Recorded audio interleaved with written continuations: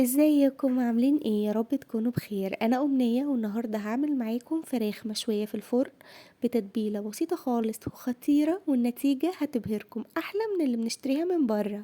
بس قبل ما نبدأ ما تنسوش اللايك والفولو والاشتراك في القناة، ويلا بينا نشوف هنعمل ايه. اول حاجة بجيب بولة وبحط فيها علبة زبادي كبيرة، يعني تقريبا 3 معالق كبار زبادي، وبنزل عليها بالتوابل بتاعتي، واللي هي عبارة عن نص معلقة صغيرة فلفل اسود، ومعلقة صغيرة ملح، وواحدة مرقة فورية، ومعلقة صغيرة بابريكا، ومعلقة صغيرة كاري. وبعد كده بنزل عليهم ببصلاية وسط مبشورة بالمية بتاعتها، وطماطميتين وسط مبشورين بالمية بتاعتهم، ومعلقة كبيرة مليانة توم مفروم. وبقلب بقى كل المكونات دي مع بعض لحد ما يختلطوا ببعض تماما، ويوصلوا عندي للشكل اللي انتم شايفينه ده. بجيب بقى الفرخة بتاعتي اللي انا غسلاها وسايباها على جنب. الفرخة اللي انا استخدمتها هنا كان وزنها 1.4 كيلو. لو احنا هنستخدم فرخة اكبر بنزود في مقادير التتبيلة، ولو هنستخدم فرخة اصغر بنقلل في مقادير التتبيلة عشان تاخدوا نتيجة مظبوطة.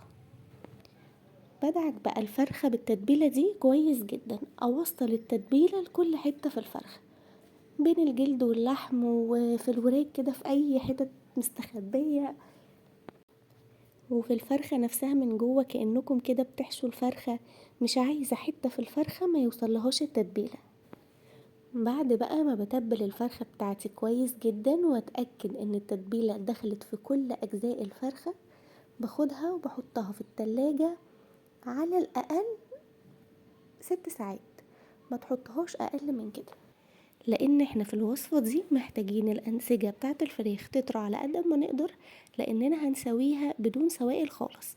فلو ما سيبناهاش وقت في التلاجة ممكن جدا تنشف مننا في الفرن، وكمان مش هتحسوا بالطعم الحلو اللي المفروض نحس بيه. فعلشان كده يفضل نسيبها براحتها قوي في التتبيلة اقل حاجة 6 ساعات، ويستحسن بقى ان احنا نسيبها قبليها بليلة، هتاخدوا نتيجة هتبهركم. بعد بقى ما بخرجها من التلاجة وخلاص هسويها، مهم قوي ان انا انزل من عليها كل التتبيلة بتاعتها. انا مش عايزة اي حاجة على الفرخة علشان واحنا بنسويها ما تتحرقش مننا. اللي جوه الفرخة اسبوع عادي، ولكن اي حاجة من بره بنشيلها تماما. عايزين بقى تنزلوها في صينية فاضية براحتكم، عايزين تنزلوها على شوية بطاطس كده زي ما انا عملت براحتكم. بس البطاطس بالتتبيلة بتاعت الفراخ دي كمان بالدهون اللي بتنزل من الفرخة عليها واحنا بنسويها بتخلي البطاطس رهيبة. بكتف بقى الفرخة بالشكل اللي انتم شايفينه ده. الورك اليمين بحطه في الناحية الشمال وبعمله فتحة كده بسيطة في الجلد بدخله فيها، والورك الشمال بوديه في الناحية اليمين برضو بعمله فتحة بسيطة كده بدخله فيها. وانتم بس بتغسلوا الفرخة ما تعملوش زيي وتشيلوا كل الجلد الزيادة فيها، يعني ادوا مساحة ان يبقى في مكان ندخل فيه ورك الفرخة، لان طبعا دي مشكلة واجهتني وانا بكتفها، وكان في صعوبة جدا في تكتيف الفرخة. المهم بعد ما بنعمل كده بنروح جايبين الرجلين في بعض ونربطهم بخيط، اي خيط عندكم، حتى لو خيط عادي، يعني مش لازم خيط مطبخ، كده كده بنشيله عند التقديم، بس طبعا لازم يكون خيط نظيف. والجلد بقى اللي اتقطع مني وانا بنضف الفرخة بلمه على بعض كده وبشبكه بخلة السنان. مهمة قوي الخطوة دي، ما ينفعش في الوصفة دي اعمل الفرخة والجلد مش مغطي كل الفرخة علشان ما تنشفش مني وتبقى طعمها وشكلها مش الطف حاجة ابدا.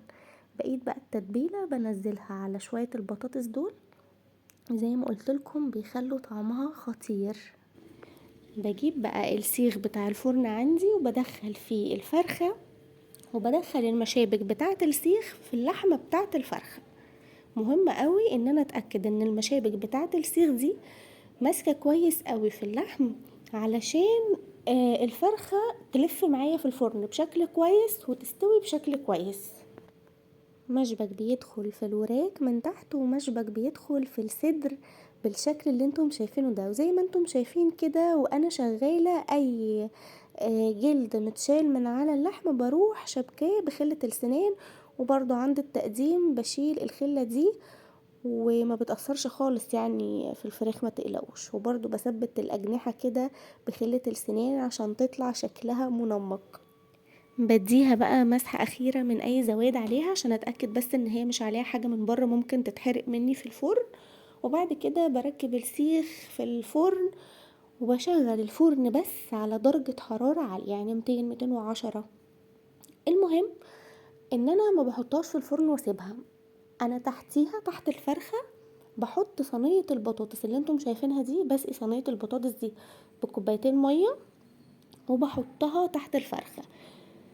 كوبايتين المية دول هيتبخروا ويحافظولي على طراوة الفرخة، وفي نفس الوقت انا حاطه هنا بطاطس تاخد من دهون الفرخة ومن التتبيلة بتاعتها وبيبقى طعمها حلو. طيب لو انتم مش عايزين تعملوها زي مع شوية بطاطس، تقدروا تحطوا بس التتبيلة دي في صينية، وتحطوا في الصينية دي كوبايتين مية وبرضو تحطوهم تحت الفرخة. اولا علشان زي ما قلت لكم كده الفرخة تفضل طرية، ثانيا لان احنا لو ما حطيناش حاجة تحت الفرخة الدهون اللي بتنزل منها دي هتطلع ريحة فظيعة، هتبقوا مش قادرين تقعدوا في البيت.